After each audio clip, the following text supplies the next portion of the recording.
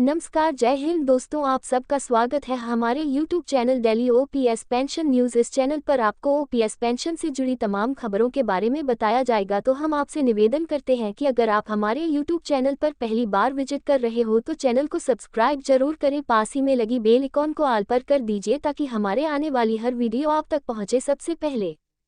हजारों कर्मचारियों को सीएम का बड़ा तोहफा, मिलेगा पुरानी पेंशन योजना का लाभ, अधिसूचना जारी, जाने एनपीएस ऑप्स में अंतर।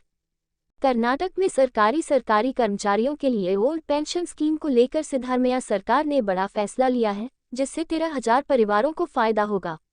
इस संबंध में राज्य सरकार ने एक अधिसूचना भी जारी की है। ओल्ड पेंशन स्कीम 2024 कर्नाटक के सरकारी कर्मचारियों के लिए खुशखबरी है।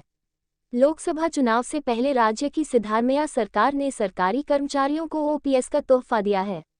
इस संबंध में अधिसूचना भी जारी कर दी गई है। इससे राज्य के 13,000 कर्मचारियों को लाभ मिलेगा।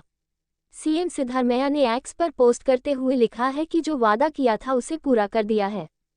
13,000 कर्मचारियों को होगा ओपीएस का लाभ। दरअसल कर्नाटक सरकार ने अपने ऐसे 13,000 कर्मचारियों को पुरानी पेंशन योजना ओपीएस के तहत लाने के लिए एक अधिसूचना जारी की है, जिन्हें 1 अप्रैल 2006 से पहले अधिसूचित किया गया था, लेकिन उनकी नियुक्ति बाद में हुई थी। इसके साथ ही कर्नाटक पुरानी पेंशन योजना लागू करने वाला एक और कांग्रेस शासित राज्य बन गया है। सीएम ने एक्स पर पोस्ट कर दी जानकारी। कर्नाटक के मुख्यमंत्री सिद्धारमैया ने सोशल मीडिया प्लेटफॉर्म एक्स पर पोस्ट करते हुए लिखा है कि नई पेंशन योजना के खिलाफ हड़ताल पर बैठे सरकारी कर्मचारियों से यह वादा किया था। चुनाव से पहले मैंने उस जगह का दौरा किया था जहां कर्मचारी नई पेंशन प्रणाली के खिलाफ हड़ताल पर थे।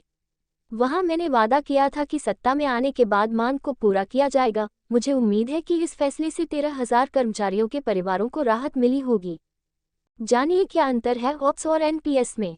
ऑप्स में सरकारी कर्मचारी के रिटायर होने के बाद आखिरी मूल वेतन और महंगाई भत्ते की आधी रकम बतौर पेंशन ताउम्र सरकार के राजकोष से दी जाती है।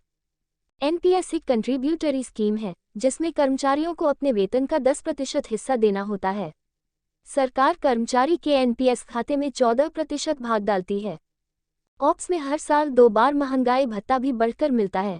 पेंशन पाने वाले सरकारी कर्मचारी की मौत होने पर उसके परिवार की पेंशन दिए जाना भी ओपीएस में शामिल है।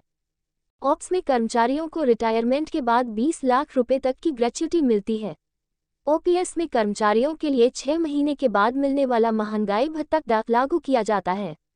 पेंशन कमीशन के लागू होने पर पेंशन रिवाइज होने का फायदा भी रिटायर कर्मचारी को मिलता है।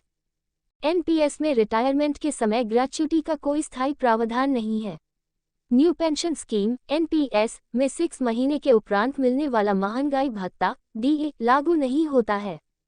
नई पेंशन स्कीम के तहत सेवानिवृत्ति पर पेंशन पाने के लिए एनपीएस फंड का 40% निवेश करना होता है। सेवानिवृत्ति के बाद निश्चित पेंशन की गारंटी नहीं होती। एनपीएस शेयर बाजार पर आधारित है। इसमें महंगाई भत्ते का प्रावधान शामिल नहीं है। एनपीएस में सेवा के दौरान कर्मचारी की मृत्यु होने पर उनके परिजनों को कुल वेतन का 50% पेंशन के तौर पर देने का प्रावधान है। ऑप्स के विपरीत नई पेंशन स्कीम में रिटायरमेंट पर शेयर बाजार के अनुसार जो भी पैसा मिलेगा आपको उस पर टैक्स देना होता है। ऑप्स में कर्मचारी के रिटायरमेंट पर जीपीएफ के ब्याज पर उसे किसी प्रकार का इनकम टैक्स नहीं देना पड़ता।